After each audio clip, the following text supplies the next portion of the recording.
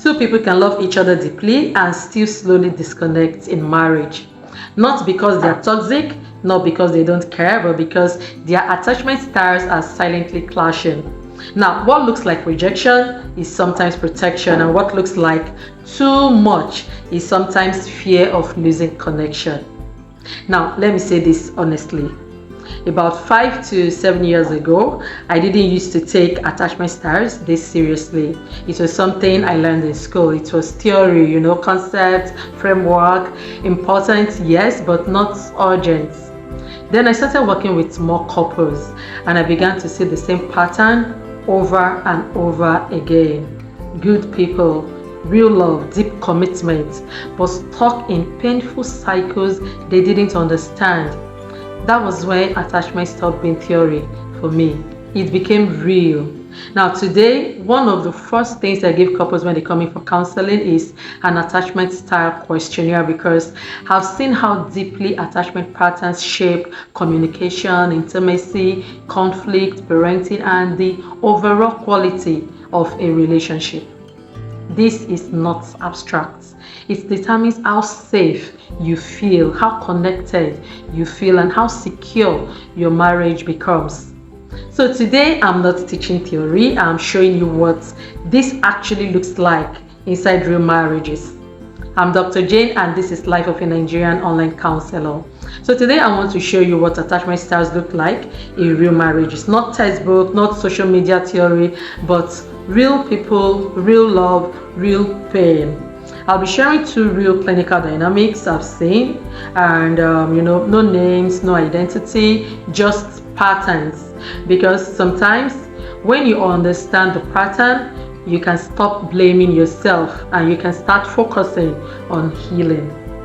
So let's look at the first couple. We had a securely attached woman and an avoidant man. She loved him deeply. She communicated openly. When something was wrong, she wanted to talk about it. But whenever conflict came up, he would withdraw. He would go quiet, totally shut down. Sometimes for hours, sometimes for days. Not because he didn't care, but because emotional closeness felt overwhelming to him. And this didn't just affect their communication, it affected intimacy. It would really initiate affection, emotional closeness, or even sex. Not because he wasn't attracted to her, but because emotional vulnerability did not feel safe to him. So over time, she became the one initiating everything: conversations, affection, intimacy, spiritual connection, even reconciliation after conflict. And that was so exhausting to her because it felt like she was the only one fighting for the marriage. And slowly, she began to feel alone. Not single, but alone. Meanwhile, he loved her deeply, but he didn't know how to stay emotionally present when things felt intense. Even in parenting, the pattern showed up. She was emotionally expressive, comforting, present. He was responsible, supportive, but emotionally unavailable. Not intentionally, but because emotional closeness did not feel natural to his nervous system. So over time, even a secure partner can begin to feel emotionally disconnected when closeness is repeatedly unavailable. And before you know it, the marriage begins to feel like two adults living in the same house. Not lovers, not partners, not even close friends. Okay, let's look at the second couple. Here we had an anxiously attached man and an avoidantly attached woman. He loved her deeply. He valued emotional closeness. He wanted connection. He wanted reassurance. He wanted to feel emotionally secure with her. But she was emotionally independent. She handled stress alone. She didn't easily express vulnerability when she was overwhelmed. She withdrew every now and then, and he was often the one initiating emotional conversations. He would ask questions like, are we okay? Is everything fine between us? He would tell her things like, I miss you, I feel you are far from me. He wasn't trying to pressure her, he was trying to feel close to her. But to her, it felt overwhelming. So she withdrew even more, and this affected their physical intimacy. he was often the one initiating sex, not just for physical closeness, but for emotional connection, to feel chosen, to feel wanted, to feel reassured. But she rarely initiated anything and sometimes avoided intimacy when she felt emotionally pressured. Now, she loved him too, but closeness felt overwhelming when she didn't feel internally safe.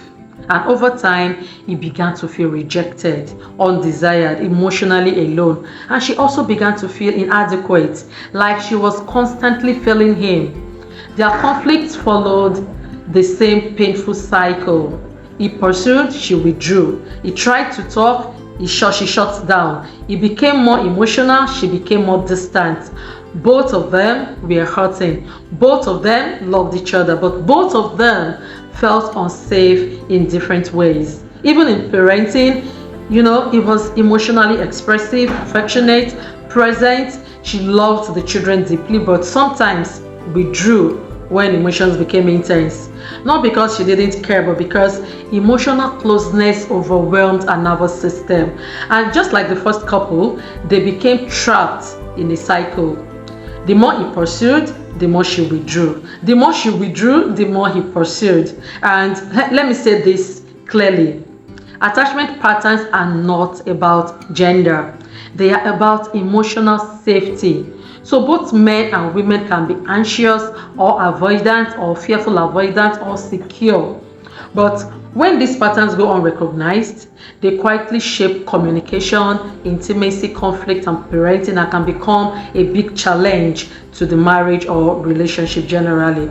So even in relationships where love is real, this can be a huge source of concern. If you saw yourself anywhere in this video, I want you to hear this. You are not broken. Your partner is not the enemy. These are learned patterns, and patterns can heal. You can become secure. You can learn emotional safety, and your relationship can feel connected again. So if this helped you understand yourself or your partner, subscribe and turn on your notifications, because here we don't just talk about relationships, we talk about healing. I'm Dr. Jane, and this is Life of a Nigerian Online Counselor.